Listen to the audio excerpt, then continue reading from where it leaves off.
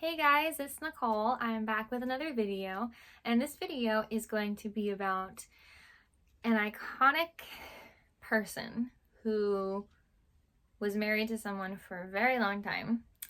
And I wanted to talk about their relationship because I was reading up on it a little bit recently.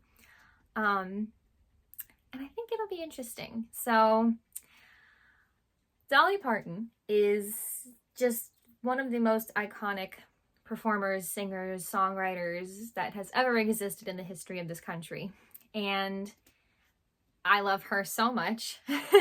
I aspire to be more like Dolly, honestly. And it's actually a goal of mine to eventually go visit Dollywood. I've never been, so it's definitely a goal of mine.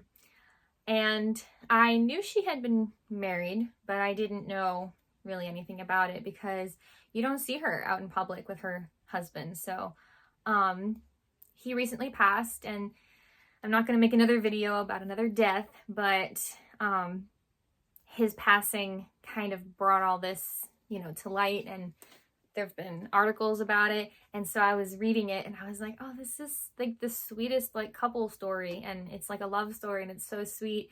And so I figured we would talk about it a little bit, because if you don't love Dolly Parton, there's something wrong with you. I'm kidding, but only a little bit, only a little bit. So I found this kind of timeline of their relationship, and they were married for almost 60 years, which in Hollywood, that's an eternity.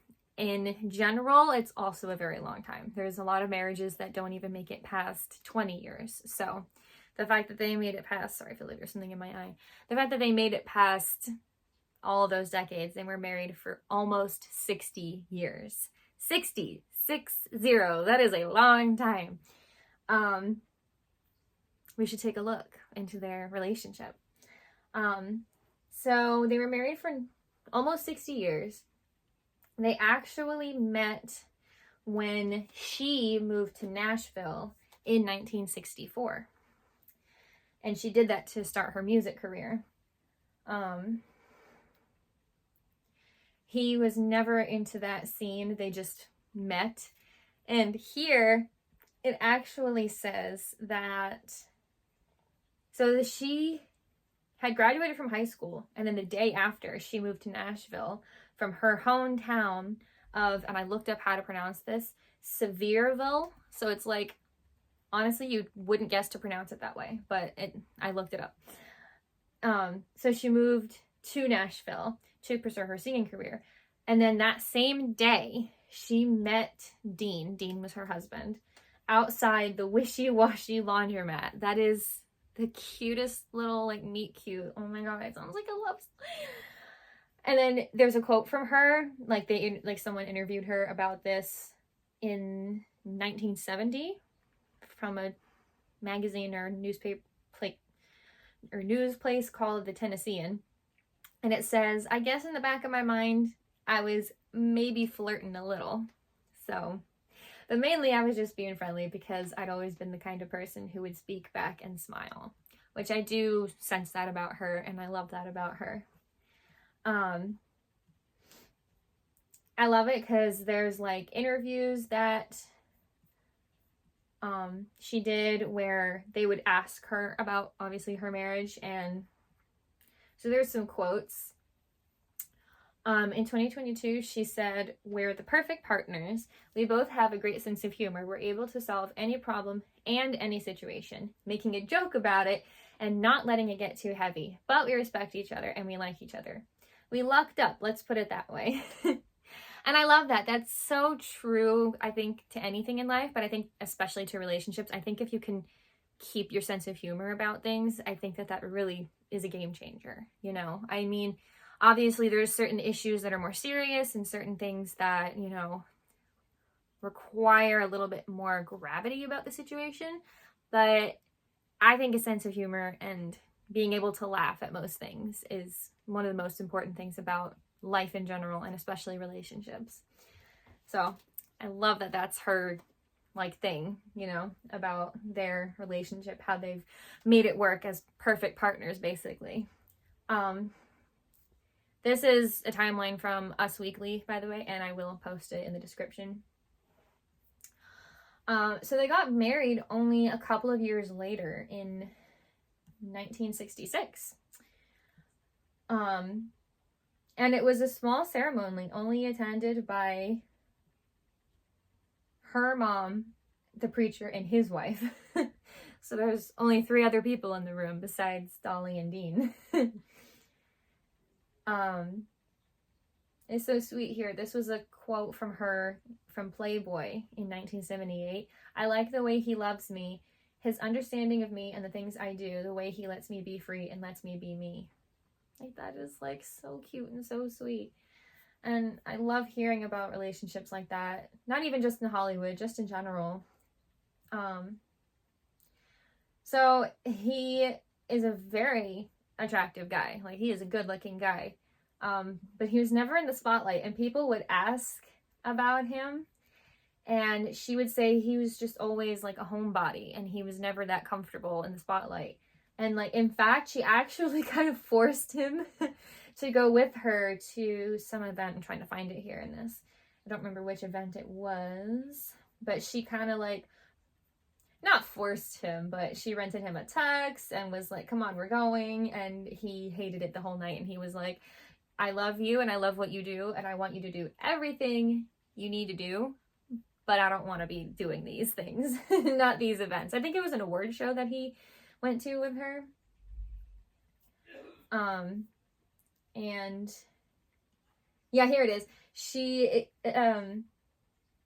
begged him to attend her 1967 BMI Song of the Year award ceremony, her first major career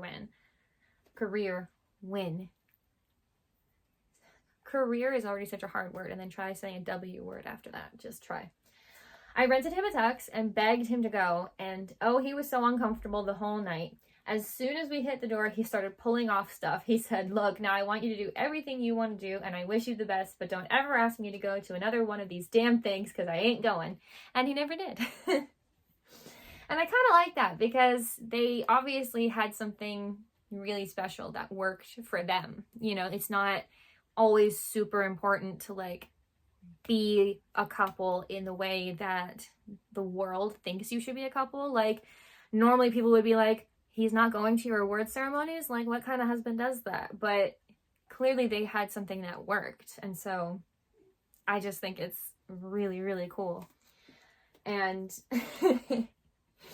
I just love looking at these old pictures of them.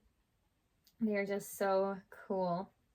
So he passed on March 3rd, this year, 2025, and he was 82. He could have gotten older, so it's sad that he is gone. But they got a little, I want to say a little over, almost 60 years together, because they were only together for a couple of years before they got married. But she just has so many quotes, you know, saying how kind they were to each other, that it was always about working together as partners, and never really fighting, because they would talk and they would laugh about things. And I just love hearing that kind of stuff, just in general, let alone a person who is so iconic and famous. It's also really cute, because this timeline also says that in May 2016, they had a vow renewal ceremony, and that was to celebrate their 50th wedding anniversary. And when they did that, they trying to find it, this article keeps doing a thing, so I'm just trying to find it here.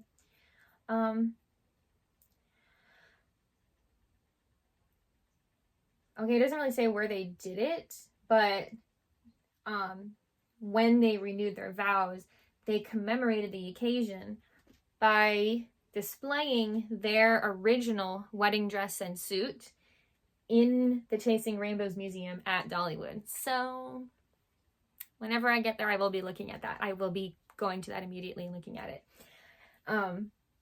Because I bet they're both gorgeous outfits. Can't wait to see that. So it's just so heartwarming to read about such a long, loving relationship.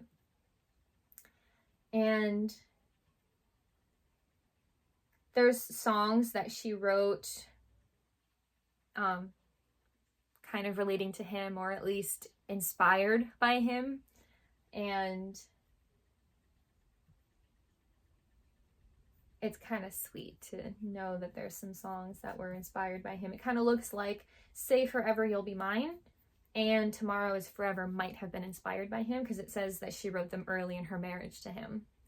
And she recorded these songs for her 45th studio album, Pure and Simple. And those were songs that she wrote obviously a long time ago in her marriage when she got married early. And then she recorded them much later on, which I know a lot of songwriters do that. They'll just write songs and then never record them and then record them later. But it's so cute knowing that he was obviously likely the inspiration for those songs. But he's always been a quiet, reserved person, she says, and that's why, it's just never worked to have him in the spotlight. Like, she loves coming home at the end of the day and telling him about her day, and she wants to know all about his day, but she's like, we do our separate things, and then we come back to each other, and we obviously have things that we like to do together, but in terms of like careers and stuff, they have very separate lives, but it works. And I love that, because I think it can work for some people to work together and basically be spending every single second of the day together. But I think it's also nice to see that the other aspect of that can work, the other end, where you can work two separate jobs in very separate worlds. I think he worked in construction or like pavement or stuff. And obviously she was a songwriter, singer, so very different lives. And then still come home at the end of the day and just be together. I think that's so cute. And I love that it worked so well for them. And I can only imagine what she's feeling right now. I mean, like 60 years with someone, and that's clearly your person, and now they're gone. I feel for her. I'm sure there'll be something soon that maybe Miley Cyrus might do a tribute or something, because we know how close they are. So who knows? I mean, I wish Dolly the best.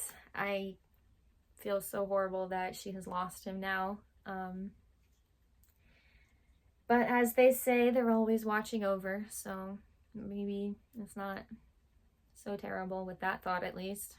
So that's the end of this video. I'm sorry to end it on a sad note, but it was kind of started by his passing, so I did bring that up at the end. But I just really wanted to shed some light on a really special, long marriage and relationship.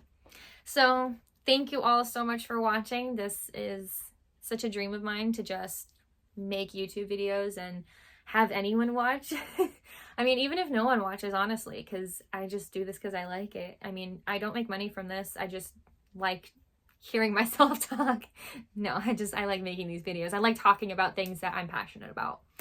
And this is something I'm passionate about. I like talking about celebrities and their lives and doing it respectfully. So thank you so much for watching. Subscribe to my channel if you liked this video or any of my other videos.